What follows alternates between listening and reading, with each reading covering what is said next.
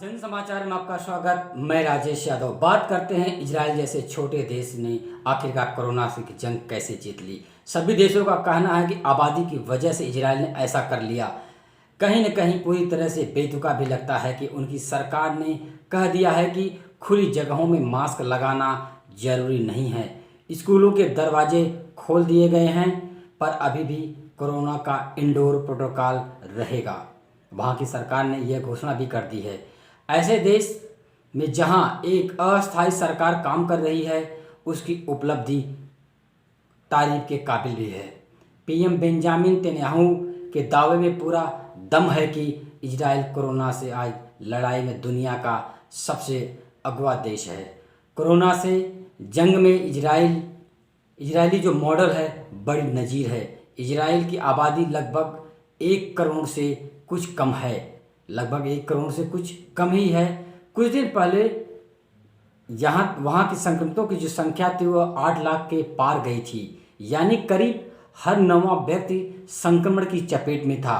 अगर भारत में महामारी की दूसरी लहर में जो तस्वीर दिख रही है, इसमें यह कल्पना करना कितना डरावना होता कि अगर संक्रमितों की संख्या इजराइल के अनुपात में अगर भारत में होती तो उसके आसपास, तो सोचिए भारत की दशा क्या होती।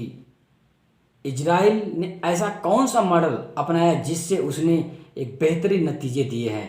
कोरोना से जंग में पूरे इजरायली मॉडल को देखें तो कुल 5 बड़ी चीज़ें निकल कर सामने आती हैं। पहली है उनकी बात जो आती है इजराइल की, वह है स्पष्ट राजनीतिक प्रतिबद्धता। उनके यहाँ स्पष्ट प्रतिबद्धता जो दिखाई राजनीति, वो बहुत बड़ी बात है। दूसरी बात है अनुसंधान और अंतर्देशीय समझौते। तीसरा बात आता है उनका क्वारंटीन और टेस्टिंग की सुविधा। चौथी बात है जन भागीदारी। और 5वीं बात जो है वह है देशव्यापी टीकाकरण। महामारी से निपटने की दिशा में इजराइल सरकार ने हर मौके पर सक्रिय दिखी और खराब हालत के बावजूद भी जब दूसरी लहर भी सख्त लॉकडाउन का फैसला लेना पड़ा तो थोड़ी भी हिचक नहीं नजर आई। अनुसंधान और अंतर्देशीय समझौतों पर लगातार काम करते हुए उपकरण और दूसरी चीज़ें तेज़ी से मुहैया कराई गई। रिसर्च के मामले में विकसित देशों के बराबर में और कहीं आगे खड़े इजराइल को अपनी आबादी की वजह से ज़रूर सहूलियत मिली है, लेकिन ये टेस्टिंग क्वारंटीन की तेज प्रक्रिया का जन भागीदारी और देशव्यापी टीकाकरण ही था जिसे वे कोरोना के से मुक्त हो गया। पूरी प्रक्रिया सुनियोजित तरीके से लगभग सैन्य ऑपरेशन की तरह चलाया गया, जबकि अमेरिका जैसे संसाधन संपन्न देश अभी भी कोरोना से जंग में है। इजराइल ने महामारी के प्रभाव, उसकी रफ्तार और ज़रूरतों के हिसाब से छोटे छोटे लक्ष्य निर्धारित किए, जैसे लॉकडाउन के बाद संभावित संक्रमित और आबादी की टेस्टिंग पहली और सबसे बड़ी ज़रूरत थी। इजराइल बड़े बड़े केंद्रीय टेस्टिंग सेंटर तो बनाए ही, उस सिस्टम को पूरी तरह पर फोकस भी किया जहां लोग सुविधाओं के अभाव में आ सके या उससे लिया जा सके। ठीक उसी तरह संक्रमण को एक दायरे में रोकने के लिए सुसज्जित क्वारंटीन सेंटरों की व्यवस्था हुई। सरकार हर अभियान में जनता से निजी भागीदारी के रूप में साथ दिया।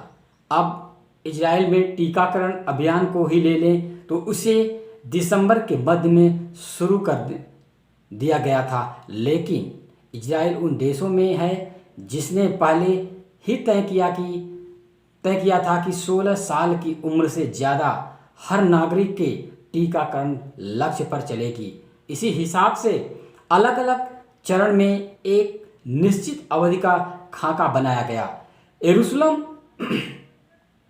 यरूशलेम जैसे जगह में बड़े स्टेडियम को ही वैक्सीन सेंटर बना दिया गया। यहाँ लोग बीमा कार्ड लेकर पहुँचते, स्वैप कर नंबर लेते और कुछ ही देर की प्रक्रिया में उन्हें फाइजर बायोटेक का डोज मिल जाता। देश के लगभग सभी वैक्सीन सेंटर पर यही प्रक्रिया थी। ना देरी, ना भीड़, और वैक्सीन की सप्लाई और उसके बैकअप का भरपूर ख्याल रखा गया था। ताकि लोगों को दूसरा डोज भी ठीक वक्त पर ही मिले।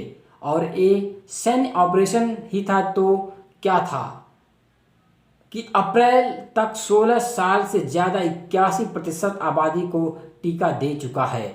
इजराइल इतना सब करने के बावजूद अभी भी ढीला नहीं पड़ना चाहता है। भले ही उसने कोरोना से मुक्ति का ऐलान किया है, लेकिन 16 से कम उम्र की आबादी के स्वास्थ्य को लेकर के कहीं न कहीं बहुत ज़्यादा फिक्रमंद है। देश के बाहर आने जाने को लेकर प्रोटोकॉल है। स्कूल भले ही खुले हैं, लेकिन सख्त हिदायत है कि हवादार कमरे में ही कक्षाएं चलेंगी। सोशल डिस्टेंसिंग को फॉलो किया जाएगा।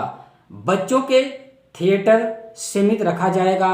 अन्य सभी जगह पर के इंडोर एक्टिविटीज़ के लिए भी प्रोटोकॉल बनाए गए हैं। इजराइल अभी भी कोरोना के अलग अलग स्ट्रेन को लेकर रिसर्च कर रहा है। सबसे बड़ी बात यह है, और उसके नतीजे भी बता रहा है। ये सबसे बड़ी बात है कि इजराइल ने कोरोना को लेकर अभी भी ढील नहीं बरती है और कोरोना के नए नए स्ट्रेन को वह अभी रिसर्च कर रहा है। अब अगर सोचिए, भारत का हर 9वां व्यक्ति 133 करोड़ की आबादी में अगर संक्रमित होता, तो सोचिए इजराइल ने जिस प्रकार से अपने देशवासियों को बचाया, आज भारत की पूरी दुनिया सड़कों पर होती। भारत कोरोना की दूसरी लहर में पूरी तरह से झेल नहीं सका और यहाँ तक कि लोग ऑक्सीजन दवाओं के लिए सड़कों पर दौड़ते रहे, हॉस्पिटल के बाहर तड़पते हुए जान दे दिए। भारत पूरी तरह से अभी भी राजनीतिक परिधुरी के कहीं न कहीं इर्द गिर्द घूम ही रहा है।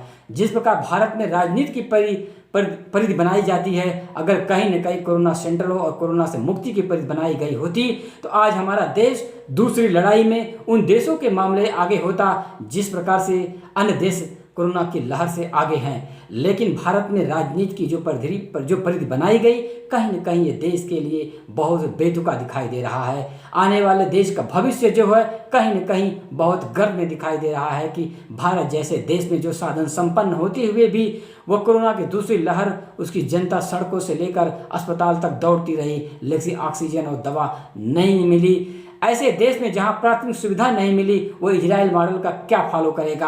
आखिरकार आप देखते रहिए जन समाचार राजेश यादव के साथ। जय हिंद, जय भारत।